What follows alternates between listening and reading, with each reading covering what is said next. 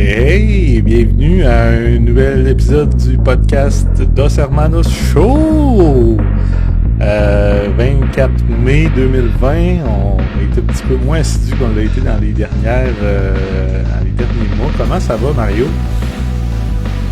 Salut! Comment ça va le moral? Man, ça va super bien. Ouais? Sérieusement, là, non! Ça va vraiment pas. Non, c'est vrai ça se passe bien, là. On est fatigué à la maison un peu. Les semaines de façon longue. Mais, tu sais, on est en train de faire du télétravail, puis tout ça, puis c'est quand même pas si pire. Puis les filles, c'est la première semaine, mes filles qui m'ont dit « Papa, on s'ennuie! » Puis c'est comme « Ouais, tu t'ennuies de quoi? »« On s'ennuie! » Tu t'ennuies de quoi, man? Puis c'est comme « Ah, c'est tes amis! » Puis j'étais comme « Oh! » Tears. On s'ennuie de tout le monde. Moi, je pense que je commence aussi à m'ennuyer des gens pour pouvoir sortir, tout ça, puis Les genre, gens, ouais, voir des gens. Là. Ben, peut-être que si Ouais. le confinement dure encore longtemps, il y a au moins une chose de plus qui va venir dans nos vies pour qu'on s'ennuie moins. C'est la prochaine génération de consoles, Mario. Oh! J'ai entendu parler de génération puis tout ça, puis je suis tellement qu'on est déjà dans la next gen, Next gen. mais je sais pas comment on va l'appeler la prochaine, mais c'est Ben, next, mais on va l'appeler la 8e génération. Ou la oh, 9e? On est-tu rendu à la 9e génération? bonne question. Il va falloir que tu Google Je that sais for pas. me. Mais Ouais. Mais bref, on est rendu déjà à ce moment de l'année ou à cette année où ce qu'on annonce une nouvelle génération de consoles, donc la PS5 et la Xbox, la quatrième Xbox qui va s'appeler la Xbox Series X, donc la XSX. Il y a Donc, tellement de X ouais, dans ce titre. Ouais. c'est la Xbox X. Donc, ouais, donc Microsoft, encore une fois, qui ont échappé la balle pour leur naming scheme, mais bon. Les deux consoles... C'est là de même, là. Tu viens de critiquer déjà. non, mais les deux consoles sont quand même... ont quand même beaucoup de similarités. C'est un petit peu comme la Xbox One et la PS4. On sent qu'ils ont beaucoup de... Ils sont pas équivalentes, là, mais les gens semblent dire là, que ça va, les jeux vont être sensiblement pareils là, pour les deux plateformes. Il n'y aura pas de gros compromis qui vont être faits pour faire fitter les jeux comme ils faisaient pour la Wii, mettons, à l'époque, ou ben non, comme comme les développeurs font en ce moment pour faire un jeu sur PS4 et Xbox One et pour la Switch, parce qu'il y a souvent beaucoup de compromis qui sont faits pour que ça soit optimisé correctement. Puis c'est ça notre sujet d'aujourd'hui, Mario. On veut parler des développeurs là-dedans, comment qu'ils vivent des transitions de consoles. Parce que nous, on l'a vécu. On a vécu la transition de la PS3 à la PS4, de la Xbox 360 à la Xbox One, des nouvelles générations de mobiles, la Vita, la 3DS, etc. Donc on connaît ça quand on vit des nouvelles générations de consoles et que tout est nouveau, que tout est frais sorti du four. Euh, fait que on peut commenter un petit peu et spéculer comment ça va se passer cette fois-ci.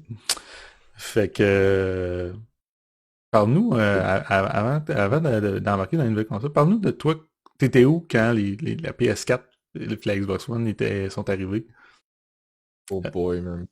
qu'est-ce que tu faisais dans le jeu vidéo à ce moment-là? Attends un peu. C'est quelle année que la PS4 est sortie? La PS4 est sortie en 2013. Ouais, fin 2013. Moi, en 2011, si je me trompe pas, j'étais QA chez Frima. Ouais, non, j'étais QA chez Binox au QAQ, dans le fond, là, en Mhm. 2011, ouais. Puis, je téléchargeais le projet après chez Frima. Et je me rappelle que la PS3, c'était encore comme en fin de vie, puis tout ça, puis qu'il y avait plein de discussions sur la PS4, tout ça, mais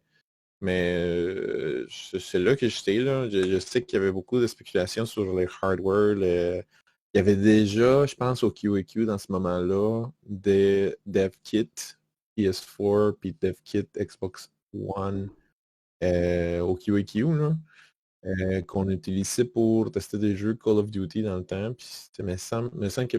Mais moi, je les ai pas trop touchés, en Mm. fait, là. Moi, j'ai travaillé sur un projet Call of Duty qui était de Classified. Call Mm. of Duty Sur, Classified sur sur la la Vita. Vita, man. Fait que Ouais. moi, pendant que tout le monde sur la main branch de Call of Duty s'amusait avec les high-tech shit, là, moi, je m'amusais avec une petite Vita. Sam Dubois me donnait tous les matins, puis me faisait tester, puis c'était Ouais. des good old days, là. Fait, Je me fait que toi, rappelle, t'avais une j'en nouvelle avais. plateforme, mais c'était la nouvelle plateforme mobile. Ok. Oui. Fait que était-tu sorti à l'époque? C'était un launch title, right? Le Call of Duty De- Declassified? Il me semble que oui, mais il me semble que ça faisait pas longtemps que la Vita était déjà sortie, là. Hmm. Genre, c'était pas non plus le first game à Mais, sortir mais avec ça. pendant le développement, les dev kits, les test kits que vous aviez, c'était une console qui n'était pas sur le marché encore. C'est Ouais. ça? Mettons que Puis, nos Vita étaient un peu comme, tu sais, tu voyais un peu le firmware en arrière, puis il fallait que tu bootes de certaine manière les jeux pour que ça mhm, soit bien correctement fait. Mais j'ai pas, pour être honnête, je me rappelle pas que c'est quand, je pense, la première expérience que j'ai eu vraiment avec un jeu moi-même, mettons, mhm, Next Gen, c'était quand je suis arrivé chez Binox après, mettons, 2-3 ans, mhm. là. Euh, Et ça faisait quand même bon bout, ça faisait Que comme les trois consoles quatre étaient ans sorties. que Ok. PS4 était sorti. Puis nous, chez Binox, ben, tu Mhm. étais là encore avec moi, on travaillait pour sortir la version PS3 De de Black Ops 3. Black Ops 3, man. Fait que Quelle histoire. que tout le monde s'amusait encore avec des high-tech shit, nous, on s'amusait à dégrader toutes les qualités et sortir le meilleur possible, mettons, port old gen de Black Ops 3. C'était tout un challenge. Euh, Fait que oui, là, mettons, un aspect intéressant de les passages d'une génération à l'autre, Mhm, tu sais, entre les générations de consoles, c'est tout l'aspect performance mhm, et tout l'aspect aussi pour porting, mettons, puis capacité, puis mhm. acceptation, mettons, Tout le overlapping entre les deux tout générations. jeux, là, les gros jeux, genre, tu sais, le Call of Duty, puis les Assassin's Creed, puis tout les vraiment gros jeux, ils doivent, quand ils sortent juste avant la sortie de la prochaine génération, ils doivent sortir dans les deux. Mhm, Fait que pour eux, là, c'est une job de pousser au maximum la capacité de la nouvelle console next-gen qui vient avec une technologie complètement différente de 10 ans, mettons, de développement. Puis aussi faire fonctionner le jeu dans l'ancienne console, parce qu'il y a tellement de monde encore qui utilise l'ancienne version. Fait que, tu sais, quand les premiers jeux PS4 sont sortis, ils étaient tous ou presque tous jouables aussi sur la PS3. mhm. Et ça, c'était tout un challenge comme développeur, tu sais, de devoir faire tous les tests encore, s'assurer que tout fonctionne pareillement. Tu t'en connais, oui. Tu as Mhm. aussi le support. By the way, avant d'aller trop loin, tu m'avais posé la question au début, puis tu avais dit, c'est quoi la génération de.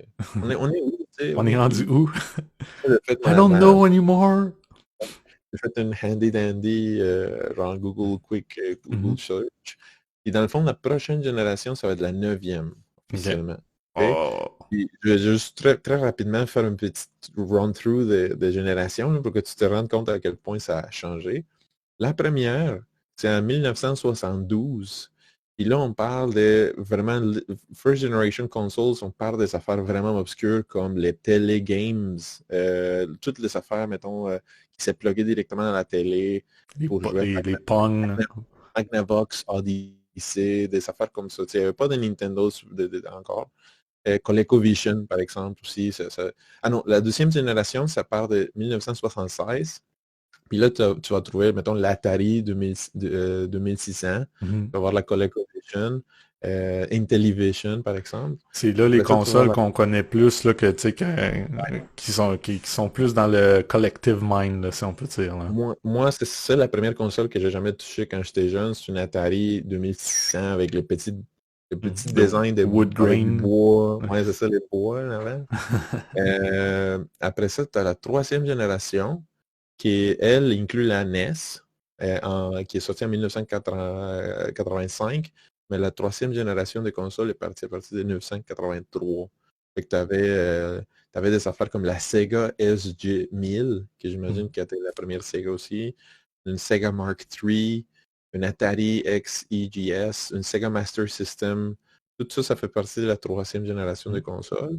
Il y en a eu pas mal. La quatrième, on va trouver la TurboGrafx. On va trouver la Super Famicom, la Super SNES, la SNES. On va trouver la Neo Geo, mettons CD. Commodore CDTV, des affaires comme ça, puis la Sega Genesis. Ouais. Cinquième, cinquième, j'arrive. Cinquième génération, tu vas trouver des affaires comme les Sega Saturn, Mhm. le PlayStation 1, la Nintendo 64, Atari Jaguar, man. Tu te rappelles d'avoir vu cette affaire-là dans les magasins? Moi, quand j'étais jeune, je me promenais. Wow, Je Jaguar! pense on en a même pas eu sur les tablettes où ce que j'habitais, la Atari Jaguar. Ça a tellement pas duré longtemps qu'on a même pas eu le temps d'en avoir ces tablettes. C'est ça, là. Sixth Generation, la sixième, c'est le Dreamcast, Nintendo GameCube, les Hmm. premières Xbox et Hmm. bien sûr aussi la PS2. Ça, c'est la Golden Hmm. Age, mettons, de video game console. C'était comme un genre de super boom, surtout pour la PS2, puis la vente de Xbox, puis la vente de Dreamcast. Puis ça, c'était en 1998. La Seventh Generation, tu vas voir des affaires comme la Xbox 360, la Wii qui est sortie, la PS3, puis aussi une chose qui s'appelle la Game Wave Family Entertainment System, man. Ouais. Ouais. Il y avait des affaires intéressantes. Eighth Generation, on va trouver la Wii U, PS4, Xbox One et la Nintendo Switch. Hmm. Puis, quelque chose que tu viens de remarquer vite, vite là, c'est au départ, puis tu le dis ici, la first generation of game consoles, il y en avait 887. OK? Des consoles différentes?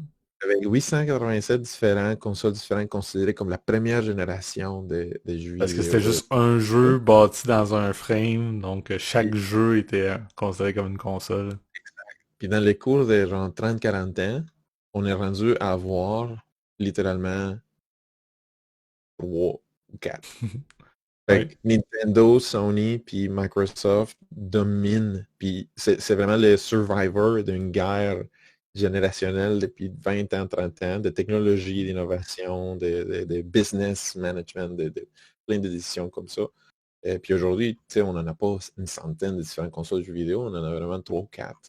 Euh, Puis bien sûr, tu sais, on ne parle pas de toutes les versions mobiles, parce que, mettons, j'en ai manqué pas mal, là, mais on n'a pas parlé des Game Boy, puis des Game Boy Advance, puis tout ça.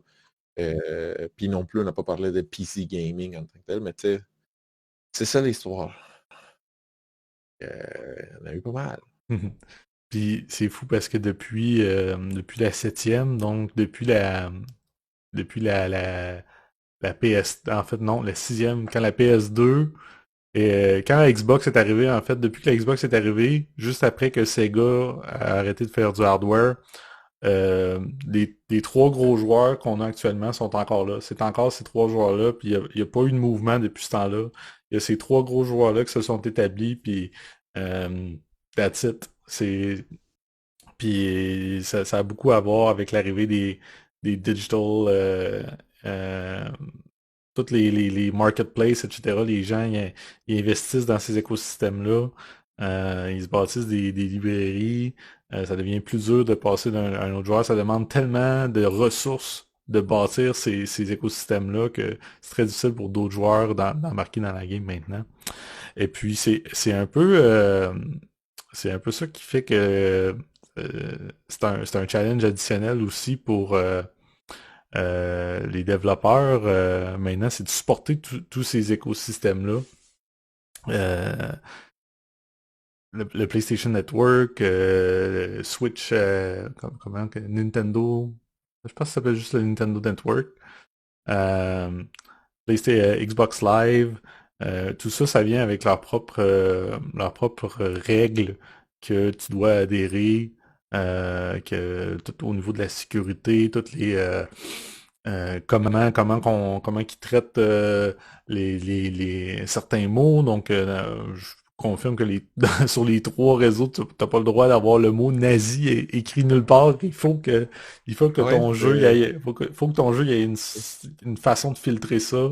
Ou des fois, c'est filtré à un niveau system level, parce que s'il détecte certaines combinaisons de mots, c'est comme, hein, ça passera mm, pas. Tu vas carrément te faire rejeter ton jeu. yeah.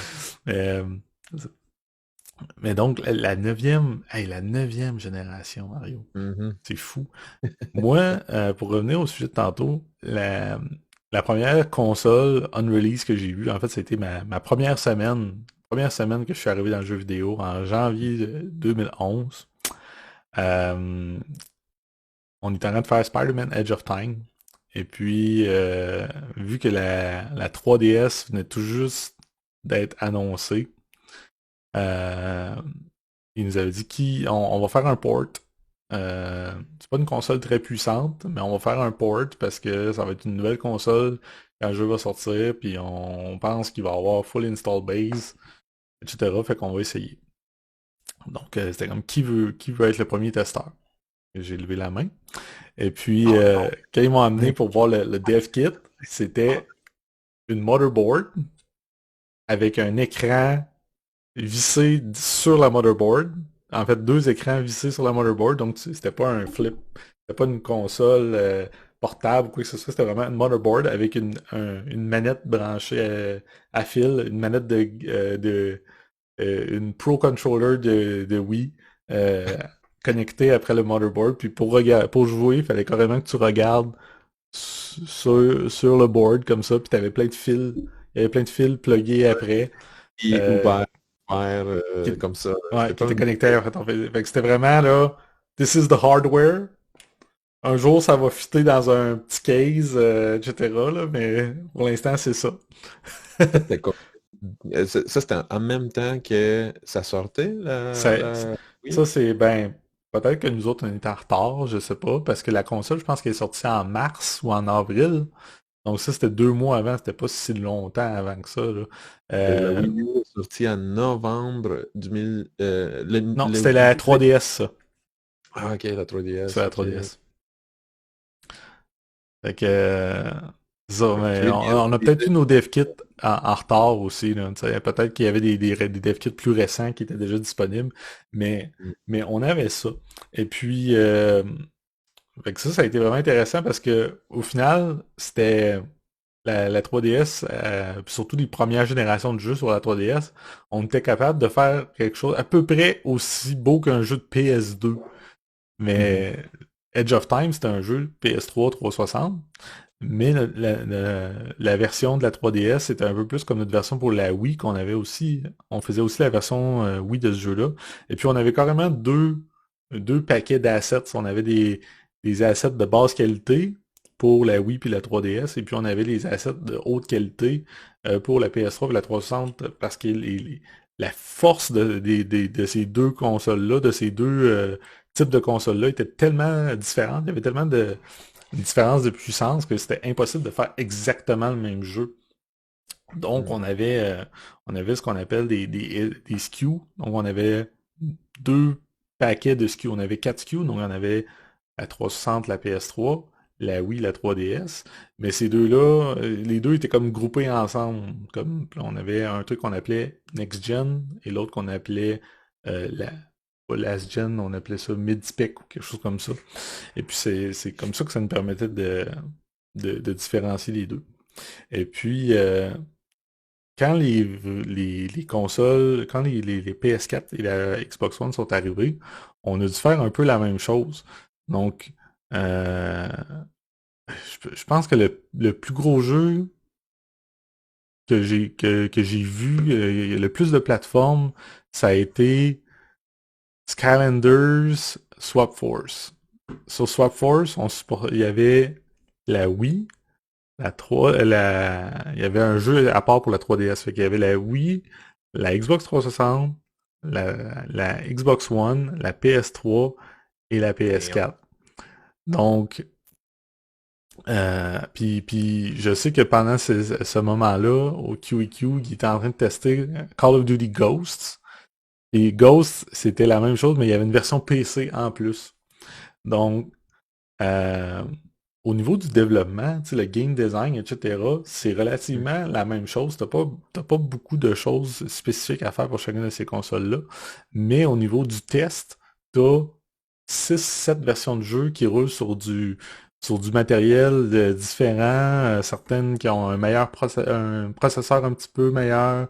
Il y en a un qui a une carte graphique un petit peu moins forte ou qui utilise pas la même logique pour faire ses graphiques. Donc, tu dois toujours vérifier si le même jeu réagit de la même façon sur toutes ces consoles-là. Donc, souvent, c'est les testeurs qui se ramassent à devoir faire des tests comparatifs. Donc, je vais faire la game au complet sur 360, puis après ça, je vais faire la game au complet sur Xbox One, puis je vais vérifier si c'est identique à part au niveau de tu sais, quelques les optimisations graphiques, et évidemment, pas toutes les bells and whistles qui vont être là. Hmm. C'est vraiment, vraiment compliqué. Euh, pour vrai, c'était vraiment challenging. Et puis, ce qui arrive aussi dans une nouvelle génération de consoles, c'est des nouvelles bébelles. Donc, Le je, bébel. je sais pas si tu te rappelles, la PS4 a un touchpad sur la manette, Ouais, et ouais, puis ouais. il y a un micro. Il y a un micro dans la manette aussi. Donc, Sony, vu que c'était tout frais, tout chaud, il voulait quand même que les développeurs, tu sais, fassent un effort pour mettre Vendre plus qu'on de supporte consoles. Ouais. les, les, les nouvelles features de la console. Mais souvent, c'est comme ce qu'on appelle un diminishing return. C'est quand tu vas développer une feature seulement pour une plateforme, que tu vas investir du temps puis de l'argent pour faire on va faire qu'il y a certains sons qui vont sortir de la manette ou il y a certaines attaques qu'on va faire via le touch, les touch motion sur la manette. Euh, ben non, sur la Xbox One, on va utiliser la caméra on va utiliser la Kinect pour faire certaines actions, etc. Ben non, sur la Wii, ben il va y avoir des motion control, etc., etc.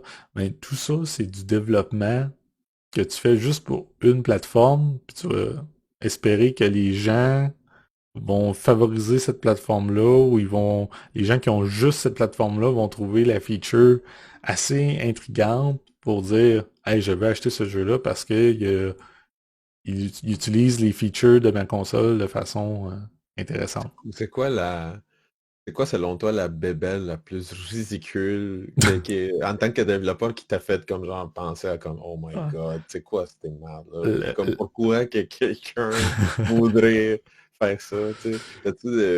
oui. Moi j'en ai un couple, mais. Celui que j'ai. En tout cas, peut-être qu'il y en a d'autres, là, mais il y en a un qui me vient en tête, c'est quand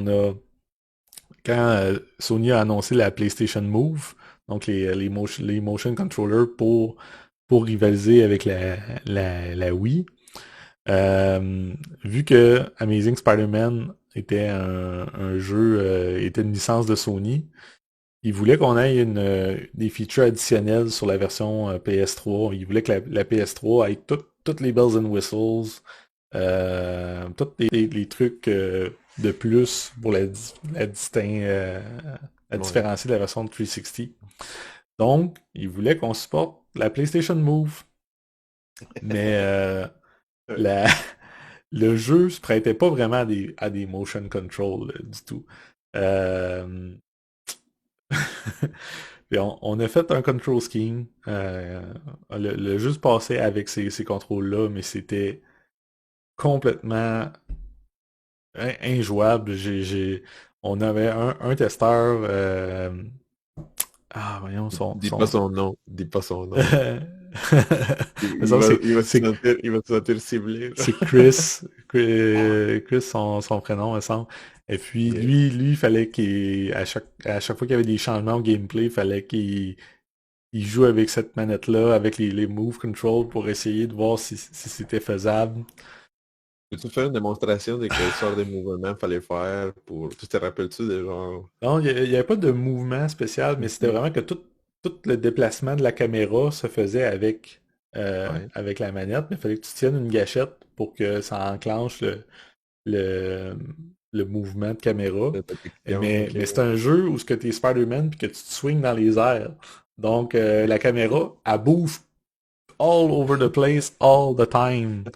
C'était vraiment pas quelque chose que je pourrais dire d'approprié, puis c'est vraiment, tu sais, on le savait, mais c'était juste Sony voulait qu'on supporte la Move, donc pour que ça soit marqué sur la boîte, PlayStation Move Controls included. Tu Euh, sais, si tu te rappelles, mettons, c'est pas une stratégie qui existe depuis, qui est nouvelle, là, tu sais, ça existe depuis très longtemps, puis mettons, je pense à la première fois, je pense que c'était Nintendo qui a inclus ça, le Rumble Pack, qui permettait, tu sais, que ta manette, pour la première fois, il y avait la genre, vibration. vibrait, que ça vibrait quand il y avait certaines interactions avec les jeux, mais c'était pas tous les jeux qui supportaient ça. Mhm, Parce qu'il fallait que le développeur vraiment inclue, tu sais, une call pour utiliser ça, puis que la mhm, manette vibre. Aujourd'hui, c'est comme quelque chose qui est super given, c'est comme toutes les manettes aujourd'hui on font de dit la Rumble. vibration. Ouais. Le Rumble. Et dans le temps, c'était comme ça, fait que j'imagine bien comme genre, OK, quelqu'un, il va falloir qu'il teste absolument la même Mhm, version pour donner un exemple, je sais pas, là, genre de Mario, whatever. Il va falloir faire tout ça, mais avec le Rumble activé, sans le mhm, Rumble activé. Puis tout ça, c'était pour vendre les petits cossins bébelles mhm, attachés dans ta manette de 64. mhm, Euh, tu sais, ça fait qu'aujourd'hui, ils sont super simples, mais que dans le temps, c'était comme, wow, tu sais, hyper avancement technologique. mhm. Fait que, mettons, Sam, je te lance une autre question. Selon toi, ça va être quoi la bébelle que la prochaine génération de consoles va amener, là? Euh, Moi, si tu c- la m'expliques bien. neuvième, là, Ouais. ben là, c'est un peu difficile parce que ils ont pas l'air d'avoir annoncé beaucoup de nouvelles features au-delà d'avoir des specs, au-delà d'avoir donné des specs. Moi, mon impression, c'est que le VR va continuer d'être supporté du côté de PlayStation. Je pense qu'il va y avoir une nouvelle génération de VR, mais ça n'a pas l'air parti pour être obligatoire. Tu sais, tu peux pas avoir. C'est impossible de rendre le VR obligatoire pour tous les jeux Ouais. qui sont produits. Puis souvent, les jeux VR, justement, sont développés quasiment exclusivement pour être joués en VR. Euh, il y a juste, mettons, certains styles de jeux qui se portent bien à avoir une option VR, certains shooters, certains jeux de course, entre autres, là, qui ont des options VR. Mais il n'y a pas d'autres, il y a pas l'air d'avoir d'autres grands périphériques là, annoncés jusqu'à date qui va faire comme oh ça c'est un game changer, etc. J'ai l'impression que ça va être beaucoup plus dans l'architecture.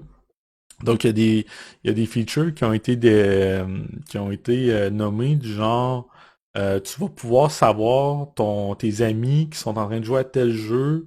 euh, mettons qu'il est en train de jouer à Call of Duty, eh ben, tu peux dire, à partir du menu de la PlayStation, tu vas être capable de dire, je veux, sans avoir à lancer le jeu, je dis, je veux aller dans la game de mon ami, et puis je veux embarquer dans sa partie, etc. C'est des choses qui sont déjà supportées, mettons, sur PC avec Steam, mais que sur console, ça marche, mais pas super bien encore.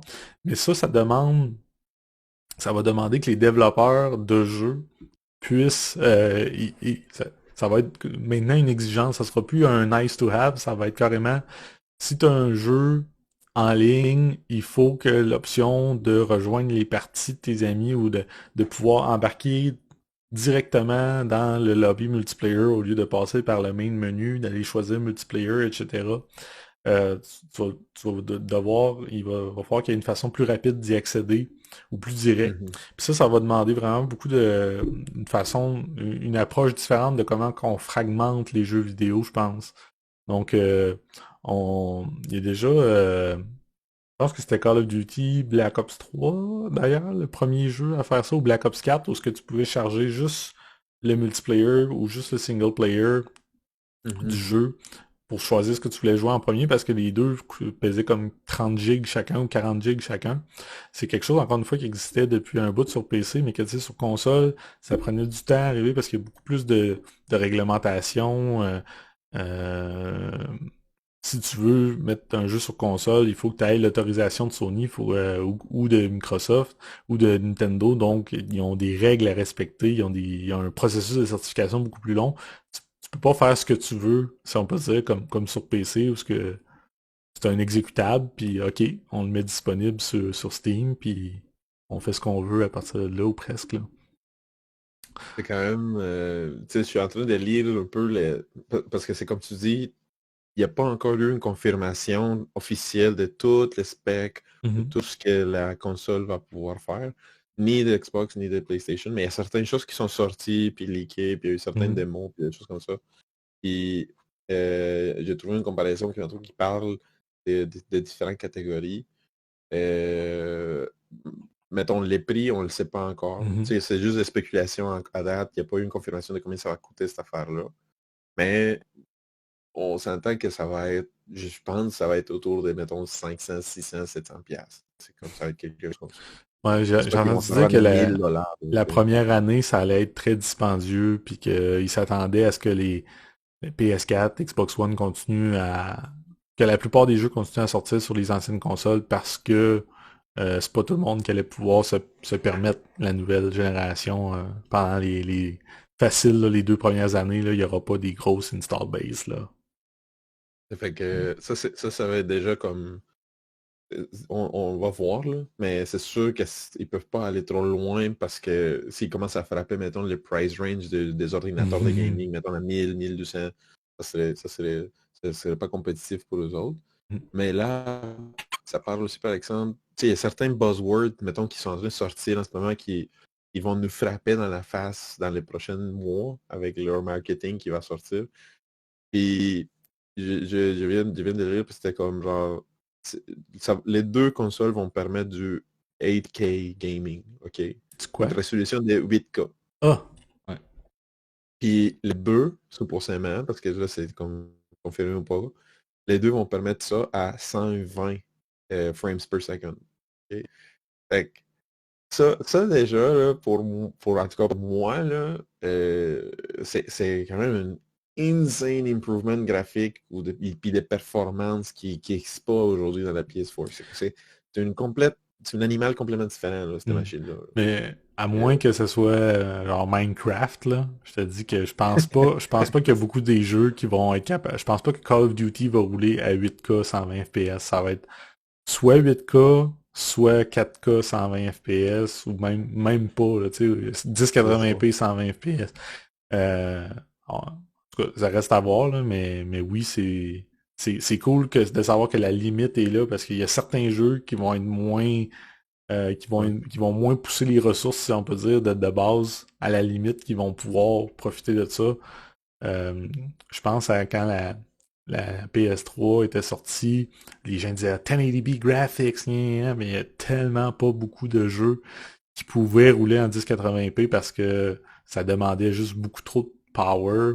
Puis que quand il y avait des jeux qui sortaient qui étaient en 1080p 60 FPS, c'était des petits jeux souvent euh, c'était pas les God of War ou quoi qu'il y a God of War était justement souvent un exemple de jeu super bien optimisé, là. Mais c'était rarement Mhm. les gros AAA blockbusters qui étaient en Mais 1080p full. Parce c'est bon, que on n'a pas eu une God of War quand la PS4 est sortie. C'est comme, ils ont pris du temps là, à développer le God of War comme nous on a vécu, mettons, l'année passée. mhm, Fait que c'est normal aussi que from the get-go, les premiers jeux qui vont sortir sur les prochaines mhm, consoles, la prochaine génération, seront pas nécessairement non plus ceux qui poussent le plus mhm. loin, mettons, la capacité de la console en tant que telle. Mais je Et, pense, honnêtement, je pense que ça va prendre vraiment beaucoup de temps avant de voir des jeux qui vont focuser sur le 8K parce que who has a 8K TV right now? Just you, man. Ah non, Non, même pas. même pas. Ah non, Un non. 4K, ouais, c'est ça. Le 8K en ce moment, là, une TV Ça va 8K, être ça coûte insane. plusieurs milliers de dollars, là. Tu sais, il y en a vraiment, vraiment pas Dans beaucoup sur cette le ch- marché. Et puis moi, j'ai une TV 4K, puis honnêtement, là, l'autre jour, j'ai roulé, j'ai joué en 1080p toute la soirée, et puis j'ai même pas remarqué la différence.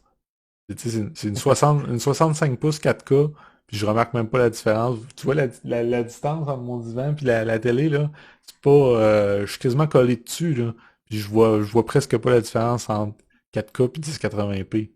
Il y a Donc, une moniteur 32 pouces Dell 8K, 8K.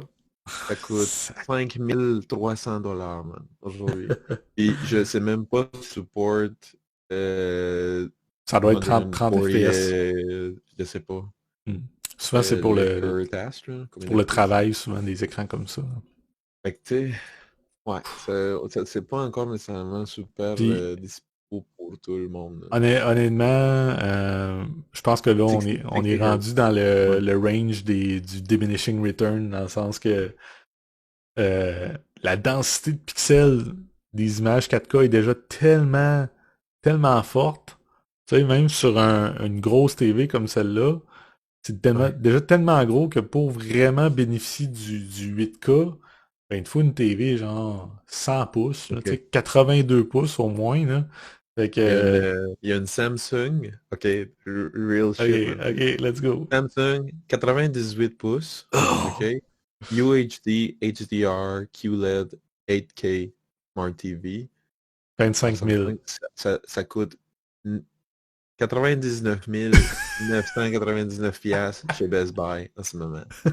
$100,000. Fait que, on va vous envoyer un lien PayPal si vous voulez nous faire des dons pour qu'on puisse s'acheter une télé Non, mais 8K. avoue, mettons comme si on revient à notre sujet d'origine de comment est-ce que les développeurs vivent avec ça, ben aujourd'hui, S'ils veulent les tester. développeurs, S'ils il va veulent. vouloir sortir son jeu en 8K supporté à 120 FPS, il va falloir qu'il investisse Oui.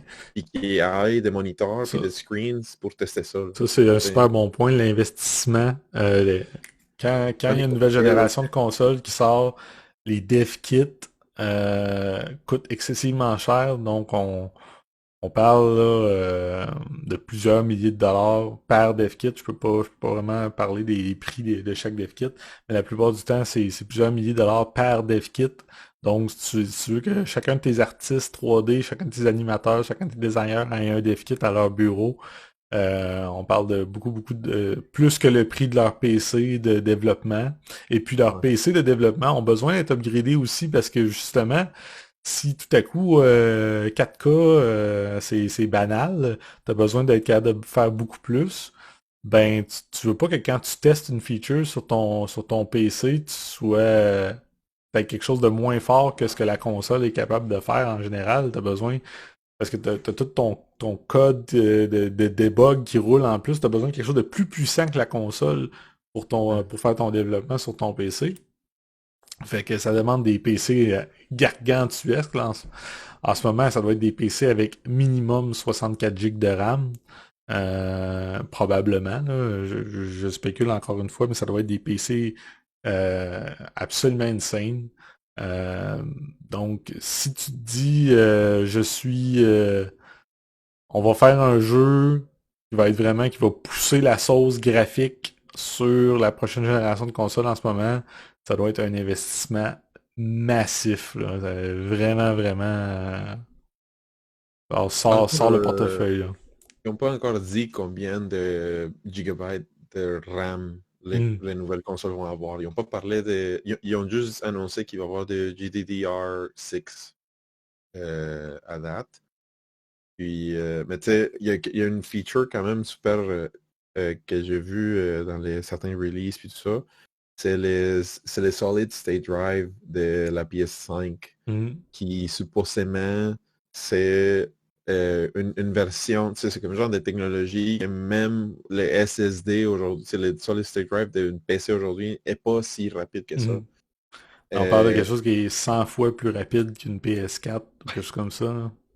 fait que juste ça, ça voudrait dire, c'est comme, OK, maintenant, tous les développeurs, ou presque, tu sais, ou la grande majorité des développeurs qui Hmm. veulent travailler avec ce genre de vitesse-là, de processing, puis de storage, puis de tout ça, ben, il va falloir qu'il y ait comme une Hmm. sorte de technologie semblable qui peut coûter, juste les SSD, j'imagine, qui pourrait coûter, mettons, tu sais, la console, man, ils vont la vendre à 500 pièces, Hmm. mais la tech en arrière, puis ça, c'est, by the way, ça, c'est un autre fact pour tout le monde qui est intéressé. Supposément, le PS4, Xbox, puis Nintendo Switch sont tous vendus à perte. Hmm. OK? Aujourd'hui, Sony vendre la console à 500$ pour vendre des machines qui permettent la consommation des produits Sony. C'est pas pour faire de l'argent nécessairement avec la vente de la console en tant que telle, parce que ça coûte trop cher de développer la console, la produire, de la vendre chez toi. Fait que la PS5, supposément, ça va être la même chose. Ils vont pas vendre ça à 3000$, Mm. là, même s'ils pourraient avoir les stocks pour les vendre à ce prix-là. La PS3, même si c'était une console qui se vendait 650$ ici au Canada, ou 650 ou 700, je me souviens plus, à la release, était quand même vendue à perte. Je pense qu'ils perdaient quasiment 3 à 400$ par console, par vente Fait que, à la sortie. Tu sais, donc, c'est pas nouveau, c'est pas une pratique nouvelle, c'est vraiment pour aller chercher des market share. tu sais, le revenue, le profit share, mettons, des consoles, c'est dans les bébelles, par Mhm. exemple les manettes, les adapteurs, les caméras, tout ça, là, ça peut leur coûter, mettons, 30$ produire une nouvelle manette, mettons Xbox One X, Series X, et Mhm. ils vont la vendre à 70. Là. Ouais, Puis puis en plus de les ça, jeux. tous Mm. des abonnements, des jeux, des services online comme Xbox Live, comme PS, whatever, PS Now, whatever, je me rappelle Ça, plus. c'est tout l'écosystème Et- là, qui fait que c'est rentable. Fait que ouais. c'est pour ça que c'est difficile pour un nouveau joueur qui déciderait, mettons que Apple déciderait de lancer une vraie console de jeu aussi puissante que la PS5 ou la Xbox Series X. Euh, il faudrait que tout l'écosystème qui va avec soit aussi robuste, puis il y a tout déterminé comment ils vont être rentables. Même Google avec la Stadia en ce moment, qui est du streaming seulement, euh, ils ont des questions à se poser sur genre, comment ça nous coûte en infrastructure pour tout générer avoir les machines qui vont streamer les jeux versus le prix qu'on charge aux consommateurs pour jouer, puis comment qu'on fait pour rendre ça attirant pour aller chercher un pourcentage des joueurs, tu sais, ou du temps des joueurs. Hmm. Parce que maintenant, les joueurs, on parle plus d'avoir des joueurs exclusivement Xbox ou exclusivement PlayStation ou exclusivement Nintendo. La plupart des gens ont au moins deux consoles Hmm. ou jouent sur au moins deux plateformes. Donc, ils ont tous au moins un PC et mettons un PC et une PS4 ou une Switch et un PC ou un Xbox puis un PC. Donc, c'est pas vrai que tu veux vendre quelqu'un qui voit un jeu, il se demande juste s'il est disponible pour sa plateforme. Il va même se demander sur quelle plateforme que je veux jouer ce jeu-là. Hein, c'est... Ce qui est quand même super intéressant aussi, c'est que euh, Nintendo est encore vivant. Là. Mhm. Ils, Il était donné pour ils ont mort il y a... pas. Puis tu sais, ils ont pas la console la plus puissante non plus de la gang depuis très longtemps. Nintendo, toute la console Nintendo, mettons, depuis la. J'imagine que c'est la GameCube, la dernière console qui a essayé d'être aussi puissant que les autres. Puis ils ont tout le temps cherché d'autres manières, mettons, d'amener une Mhm. expérience. Puis ça représentait vraiment une quantité impressionnante de bébelles. Comme tu l'avais mentionné tantôt, des affaires, des features à tester super bizarres. La 3DS avait deux écrans. Ouais. La, Tu la pouvais 3D, souffler, man, tu pouvais souffler dans la console. La 3DS, je me rappelle quand j'ai joué Link, c'était quoi là? Glass Mirror, ou je me rappelle plus c'était quoi. ouais, tu peux souffler, Puis ouais. ouais, puis là, c'est comme genre blow into the console to make the character. Je suis comme, I'm not gonna fuck. Why am I gonna blow into my 3DS? Je suis comme, oh oui, you have to. Tu sais, t'as pas le choix, là, faut que tu souffles. Puis je suis comme, oh fuck, ça fonctionne, tu sais. Mais tu sais, ils ont vraiment réussi à trouver des manières créatives. Puis, by the way, Nintendo, ça vaut, tu sais, comme en tant que compagnie, aujourd'hui, les market share, mettons, de Nintendo, que les consoles Nintendo est aussi grand, peut-être plus grand, mettons, que Microsoft en jeux vidéo. Je pense qu'il est juste au-dessus de PlayStation, mais c'est quand même insane, là. Je sais pas, tu sais, la Switch vient de sortir, ça fait 2 ans, Hmm. ou 3 ans. Puis à vitesse, elle a vendu genre, je pense qu'il y a presque 60 millions d'exemplaires. Aujourd'hui, c'est impossible de trouver une Switch parce que tout le monde en voulait. Là. Euh, fait que Nintendo va pas sortir leur prochaine console en même temps que la Xbox Series X puis que la PS5. Les autres, ce Non, qu'ils vont ils faire, se ils sont vont, ils vraiment vont décalés, attendre. hein. Hmm. Ouais, c'est ça, là. Fait que c'est super intéressant comment ils se sont placés là pour dire, alright, you guys. gonna have fun, ayez du fun avec ça, nous on va s'amuser, puis on va faire d'autres choses, puis à moitié de la génération, on va sortir une console pour casser tout le monde. Qu'est-ce que tu penses qu'est-ce que ça va être le prochain move générationnel de Nintendo selon toi, Mario? S'ils font pas quelque chose avec du VR, je pense ils vont manquer une petite vague, là, je pense, puis je sens que je pense qu'ils vont continuer à garder un genre d'esprit d'accessibilité pour que tout le monde puisse utiliser cette affaire-là, que ce soit super facile à utiliser, comme ils l'ont fait avec la Switch puis avec la Wii. Mais sérieusement, là, really, là, to be honest, je n'ai aucune idée. Genre, ils sont tellement créatifs puis tellement whack avec leur développement de console puis leur développement de produits que je pense qu'ils peuvent sortir quelque chose de super bizarre, différent dans les prochaines 3-4 ans, puis ça serait insane. Mais tu sais, c'est sûr que je vois pas. Tu sais, je vois pas ni Sony ni Microsoft. Je sais pas qui va gagner, mettons, la meilleure vente, mettons, des consoles prochaine génération. Mais je sais que les deux vont être encore là. Genre, comme les deux vont vendre autant ou à peu près un de l'autre. Puis ils vont continuer à coexister. Puis Nintendo va arriver avec un autre produit complètement différent. Puis on va continuer aussi à faire compétition, là. Penses-tu qu'ils vont essayer de garder la librairie qui est massive qui est en train de se faire sur la Switch? Donc quasiment sur la Switch, il y a quasiment tous les jeux de Wii U que ultimement n'avaient pas eu beaucoup de ventes à cause que la Wii U elle-même n'avait pas beaucoup vendu. Là, maintenant, c'est rendu tout sur la Switch. Il y a énormément de jeux sur la Switch, indie également. Est-ce que tu penses qu'ils vont essayer de rendre ça accessible? Tu sais, est-ce que ce catalogue-là va être disponible avec peu importe c'est quoi le prochain produit qui vont sortir? Je pense que définitivement. Parce que c'est rendu que la console n'est plus importante. Ce qui est important pour les usagers, c'est l'environnement, l'aspect de garder leurs produits dans leur compte online, qui est un service en ligne virtuel. Aujourd'hui, moi, je possède plus de jeux sur mon compte PS4, mais dans mon compte PlayStation, que physique. Fait que, mettons, j'ai une quinzaine de disques, j'allais dire des cassettes, de disques PS4, mais j'en ai peut-être comme 70 jeux ou 90 jeux disponibles à jouer sur ma console à télécharger puis utiliser. Fait que moi, ça amène cet aspect-là de il faut que toutes les développeurs de consoles dans les prochaines 10 ans là, se détachent complètement de l'aspect physique. Puis faut pas oublier que tu as des affaires bizarres qui sont en train de sortir aussi comme Stadia, comme GeForce Now ou quelque chose comme ça Ouais, aussi qui GeForce s'appelle le truc Now. d'NVIDIA. Ouais. Puis Xbox, ils ont un truc cloud aussi, que je me souviens on plus. n'est xCloud. pas loin, on n'est pas loin de dire ben, paye une boîte pour avoir accès, pour que tu puisses connecter une belle manette, mais après, tout le processing power ne sera pas dans ta boîte. Mhm. Ça, c'est On n'est quelque pas chose. loin. Ben, c'est quelque chose qui est déjà semi-disponible. Tu sais, il y a PlayStation Now qui offre beaucoup de jeux de PS4. Quand à la sortie, tu peux jouer avec PlayStation Now, avec juste une manette de PS4 connectée après ta TV si elle supporte le service. T'as pas besoin d'avoir une PS4.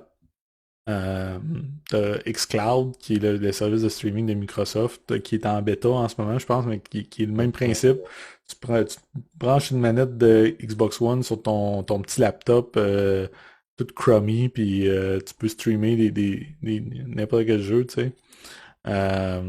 Fait que oui, ça s'en Ben, vient, puis là, ça va devenir, ben, ok, je vais pas me pogner 3 services de streaming, je vais en prendre un, tu sais. c'est ça. Tu vas pas payer comme la plupart des gens, j'imagine, ne paient pas des subscriptions de online gaming pour les 3 services en même temps.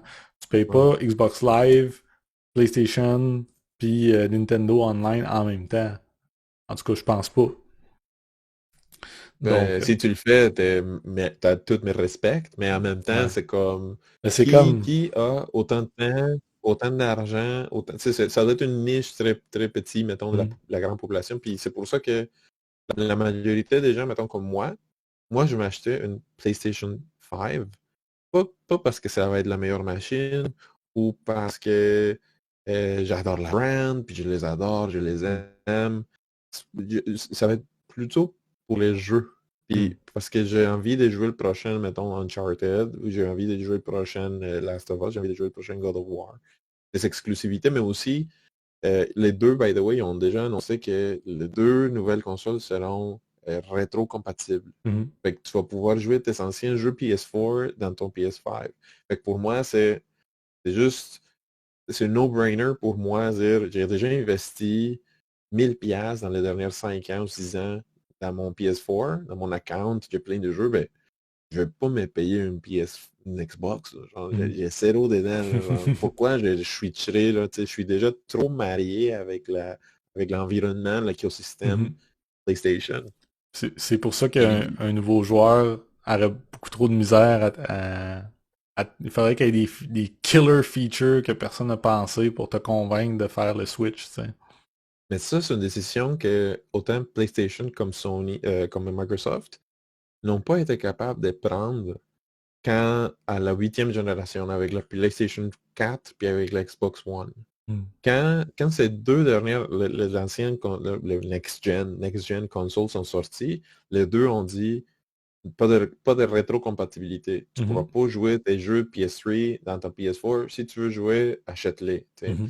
Puis je pense que c'est un peu l'ancienne philosophie des genre les gens payent pour la boîte et Mhm. pour le processing power versus aujourd'hui, les gens veulent payer pour avoir accès à un À écosystème l'écosystème, de ouais. services. Mhm. Puis je pense que PlayStation puis Microsoft l'ont deux compris. Là. Puis Mhm. là, ils se sont dit oui, on va vendre un certain price point. Faut pas qu'on soit trop cher, mais faut pas non plus que ce soit trop cheap. Ils vont balancer, mais en même temps, ils savent que ce qui va leur amener de l'argent, c'est les 50 millions de personnes qui payent leur abonnement PlayStation Service, leur Mhm. account, whatever, Et ça, euh, faut qu'ils donnent 15$ par l'impression, mois, tu sais. faut C'est que les ça. consommateurs aient l'impression qu'ils en ont pour leur argent, tu sais, faut que y ait pas de hackers, faut que y ait pas trop de latence, il faut que leurs amis, ça soit facile pour eux de jouer avec leurs amis. Là, maintenant, il y a le cross-platform, tu sais, il y a les jeux qui ont été tellement successful sur toutes les plateformes comme Fortnite, que maintenant, ils sont OK, ben, faut même que, c'est même un facteur de vente si tu peux jouer avec les autres consoles.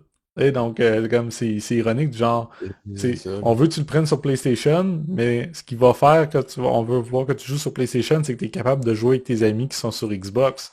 Et donc, comme, C'est maintenant, plus, tu sais, c'est ça, là, c'est plus une décision de Ah, Xbox is better. Tu sais, c'est comme non. C'est juste que j'ai tous mes jeux dans mon PS4.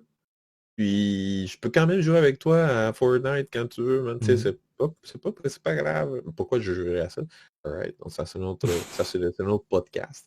Mais c'est un bon jeu, c'est super populaire, puis les gens, tu sais, ne sont pas aujourd'hui restreints à oh non.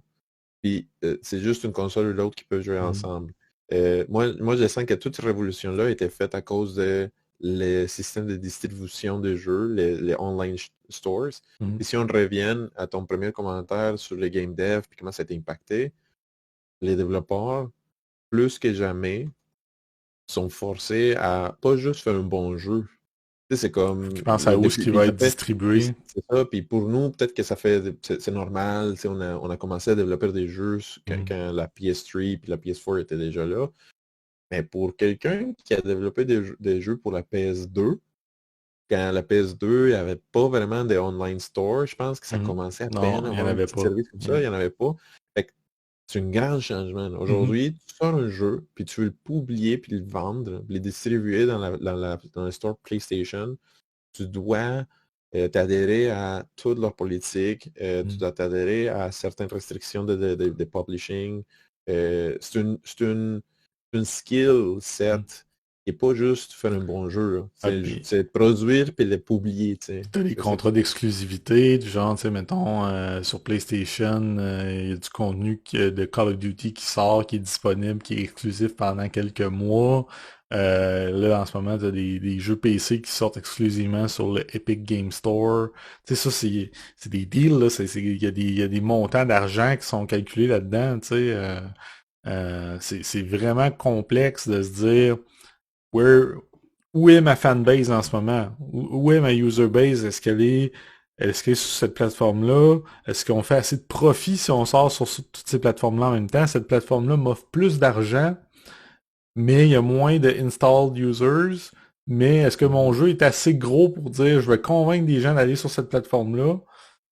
Puis je vais faire plus d'argent en sortant sur cette plateforme-là. Tu sais, c'est vraiment des grosses décisions de marketing super complexes à faire. Puis il peut y avoir, tu sais, pendant que toi tu fais ces plans-là, il peut y avoir un autre jeu qui sort sur une autre plateforme ou sur la même plateforme qui va te donner un coup de pouce ou qui va te nuire. Alors que tu sais, les compétiteurs sont pas obligés de te dire c'est quoi leur plan, eux autres, pour les exclusivités puis les release Windows, là. Donc, C'est toute l'industrie est affectée, puis le développement des jeux est affecté à cause de ce système de distribution, puis publication, puis développement. Tu avais mentionné le mot SKU. SKU. SKU, Fait que ouais. je vais te mettre on the spot, man. OK? C'est quoi? Ça veut dire quoi un SKU? Hey, man. C'est un Moi, système. moi, je ne le savais pas, mais je Je l'ai vais aller googlé. chercher. C'est Ouais. un système. Non, Non? Kit? non. Voyons. Ça n'a Software. pas rapport, là. Vas-y. Non, c'est C'est quoi? une stock keeping unit. Stock Keeping Unit. Pour vrai? Puis SKUs? ouais. Ouais, ouais, ouais, ok, ouais. Puis c'est la manière de distinguer, mettons, un produit d'un autre, Mhm. littéralement, comme dans le code, puis Ouais. dans le publishing, là. Combien de SKU il y avait pour... Tu sais, mettons, c'est quoi le jeu qui avait le plus de SKU que tu as travaillé dessus, si tu te rappelles, la Euh, mémoire, mettons, à peu près? Tu sais, oublie met- pas, mettons, je me rappelle, en tout cas, j'ai quelques exemples, là, mais mettons, peut-être mettons ça, que ça j'y y est. vais avec euh, que c'était pas juste nous qui développions, là, il y avait aussi d'autres développeurs dedans. Je pense que Black Ops 3 avait vraiment beaucoup de SKUs. Parce qu'il faut. Mais je me souviens plus. Je pense que c'était Amazing Spider-Man 2. OK. Amazing Spider-Man 2, il y avait une version 3DS. Il y avait la Wii. Y avait-tu une Wii? Non, je pense qu'il n'y avait pas de version Wii. Il y avait une version Wii U. Il y avait Wii U. euh, Non, c'était quelqu'un d'autre qui avait fait la version 3DS. Fait il y avait Wii U, PS3, PS4, Xbox 360, Xbox One. C'est juste 5? Mais Ça je te semble lance ça. une autre question, man. Est-ce que pour chaque, il y Puis il y avait avait... PC.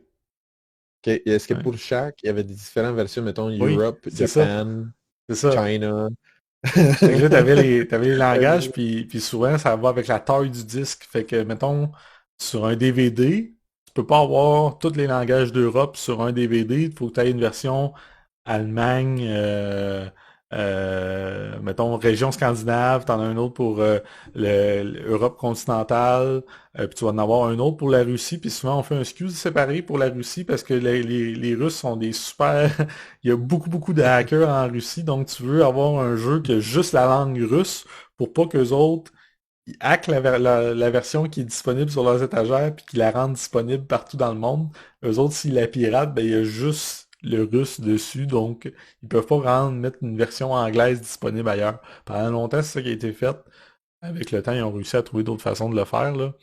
Mais Fait que, tu sais, c'est tout ce management-là, mettons, des mhm. multiples versions, Ouais. multilangues, Le multirégions, japonais. multiplateformes. Mhm. Puis tout ça, ça fait partie aussi du game dev Mhm. globalement aujourd'hui.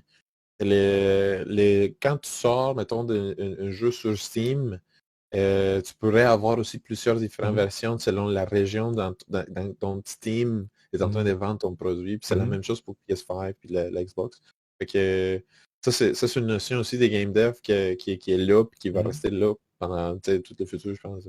Mhm. Ouais, c'est sûr. Et c'est plus comme avant, mettons que tu avais la version Chrono Trigger japonaise, puis tu avais la version Chrono Trigger anglaise, puis Mhm. t'en avais juste deux, mettons, puis tu Mais les imprimais. mettons, un jeu comme Link to the Past a été un Ouais, des jeux qui est venu avec une version spécifiquement française qui ouais, existait. c'est vrai. C'était une version canadienne-française parce que il y avait assez de gens qui voulait être capable de le jouer en français, puis il y avait pas d'option de langue française à l'époque là, dans les jeux.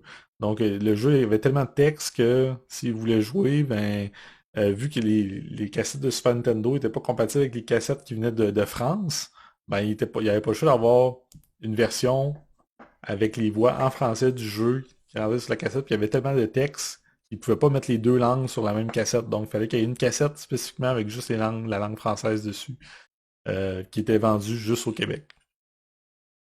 Ça va être, c'était la old school manière de Mhm, gérer les marchés puis publier des c'est ça. affaires, tu sais. Puis aujourd'hui, tout se fait virtuellement Mhm. online, là. Mais tu sais, Euh, l'espace de stockage est toujours un non, enjeu. Il y a beaucoup de jeux maintenant, même si on a des Blu-ray double layer sur lesquels ils rentrent 50 gigs, il n'y a pas assez d'espace sur le disque, c'est obligé d'avoir un téléchargement en plus pour comme que ton jeu roule. Donc il y a des Final jeux qui Final roulent même pas sans Fantasy VII connexion Remake. Internet. Euh, non, je pense qu'ils rentrent tout sur le disque. Mais mettons Final Call of Fantasy Duty. Remake, il y a un install disc et un play disc. La Ah, pour version vrai? Ah physique ouais? de 7 Remake, man, ça vient avec Wow. 2 Blu-ray discs. Mais pour moi, Nice. c'est comme là, are you fucking kidding me? T'sais? Faut que je rentre 2 disques, man. Wow, je savais pas Puis il ça. y avait quand même une download, une patch de je sais pas quoi, là, tu sais, fait que Ah ouais? c'est... Euh, Euh, est-ce qu'on a encore du temps ou est-ce qu'on est proche Non, de... ben là, on a fait 1 heure. Je pense qu'on pourrait faire une suite si jamais les gens sont intéressés. Euh, conclusion wrap-up, mettons, là? Ben, le game dev, c'est vraiment compliqué. Puis il y a beaucoup de. Moi ce que je pense que je retiens de de tout ça, c'est que il y a tellement des petites affaires que ça passe inaperçu aux yeux de la plupart des gens, mais que pour des développeurs, c'est des grosses considérations monétaires en termes d'efforts qui peuvent avoir un gros impact sur ton jeu. Il va pogner à fond, puis ben non, il va pas pogner pantoute, ou ben non, ton jeu va être rentable ou il sera pas rentable. Tu sais, des fois, tu peux avoir un jeu qui va pogner à fond, mais que le dev ne fera pas assez d'argent pour couvrir ses coûts.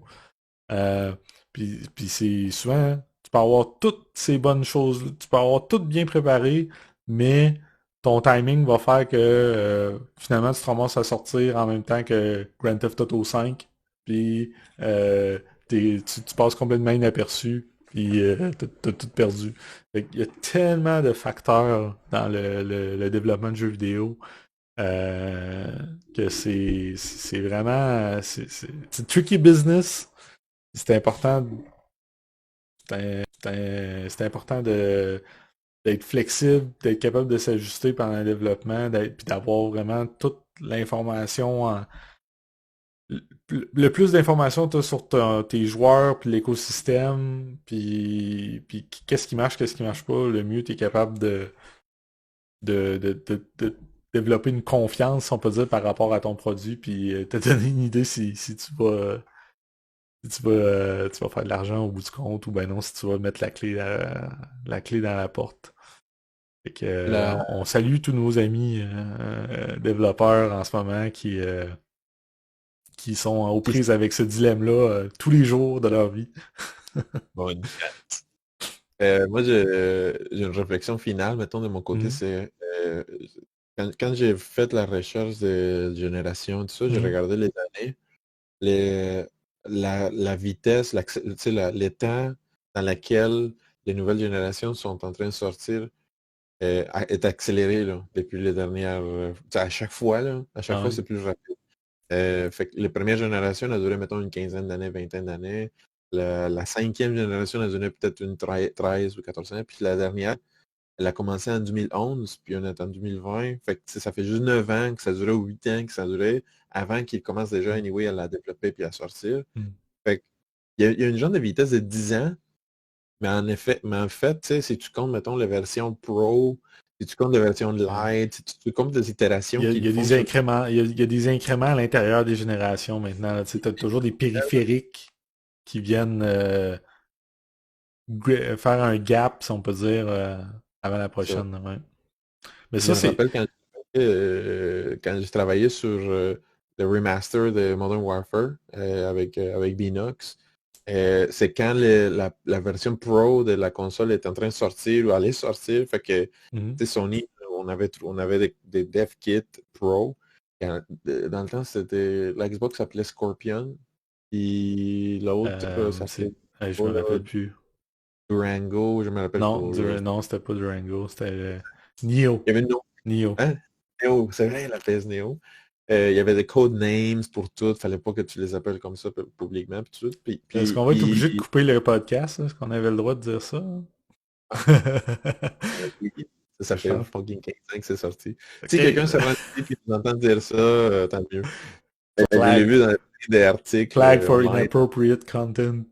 Ça s'appelle. Le point de tout ça, c'est que c'est comme ça qu'ils appelaient le code.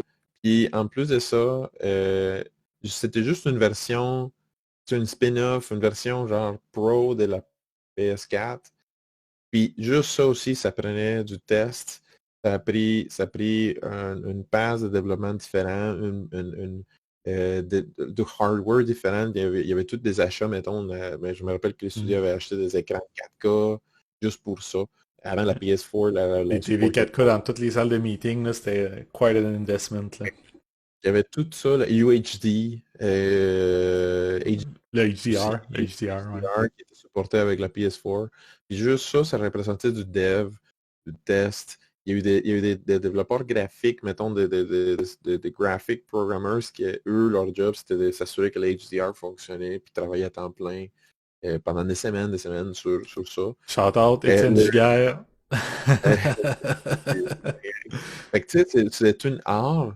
Mais en même temps, c'est une science, puis c'est plus comme dans le temps. Là. C'est pas genre la NES qui existait pendant 20 ans sans itération, puis que Nintendo, tout ce qu'ils ont fait, c'est juste comme printer des NES. Aujourd'hui, ils vont sortir la PS5, mais 3 ans plus tard, ils vont sortir la PS5 Pro. Okay? Moi, je vois une énorme accélération, mettons, technologique, graphique, visuelle, performance avec ça. J'ai hâte de voir. Là. C'est une challenge pour les game developers, mais en même temps, c'est ça qui le regarde vivant. Si on n'aurait pas ça, ben on n'aurait pas besoin de graphic programmers tant que ça, puis on n'aurait pas besoin de VFX artists tant que ça. Tout resterait pareil. Fait que l'avancement de la technologie, l'avancement des hardware, ça apporte aussi à que les artistes expriment tout leur talent d'une différente, qui s'égate, mettons. Là. Il n'y a rien de plus triste dans une équipe de game dev quand tu vois comme genre un VFX artist puis une artiste 3D, whatever, qui se fait dire, ouais, ton affaire a trop de polygones, ton affaire a trop de triangles, ton affaire a trop de bla. Bring it down a notch, sinon ça ne marchera pas. Puis tu sais, ta vision doit être découpée puis réduite parce que sinon ça ne fonctionne pas dans la boîte. Fait que je pense que j'ai hâte de voir qu'est-ce que les développeurs de jeux vont faire avec les prochaines générations. Excited. J'ai hâte de voir comment ça va avoir plus de jeux sortir, plus de gameplay, etc. Parce que pour l'instant, c'est comme des cutscenes, des trucs flashy.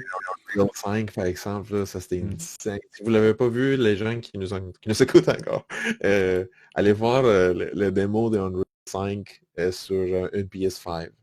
Puis c'est juste, c'est insane. C'est complètement surpris à quel point c'est fluide, c'est détaillé, c'est clair, c'est rapide. Fait que j'ai hâte de voir ça dans mes mains. Me too. Alright. Fait que je pense que ça fait le tour. Et on peut continuer de se chamailler sur genre qu'est-ce qui est le plus important dans une console au prochain épisode. Fait que merci pour ceux qui ont écouté jusqu'au bout. Laissez-nous un petit commentaire sur la page Facebook ou avec des suggestions pour les prochains sujets. De quoi vous voulez nous entendre nous disputer ou geek out solide. On peut faire un podcast. Moi, je défends PlayStation puis toi, tu défends Xbox. Ouais, il faudrait que je sois... non, ça sera pas... Ça filera pas très authentique. Ça filera pas très authentique. Mais on va faire un Nintendo versus Sega, par exemple. The Big Guns. Retro Rivality. Retro Battle. Alright. Hasta luego. Ciao. Ciao, Sam. Bye bye.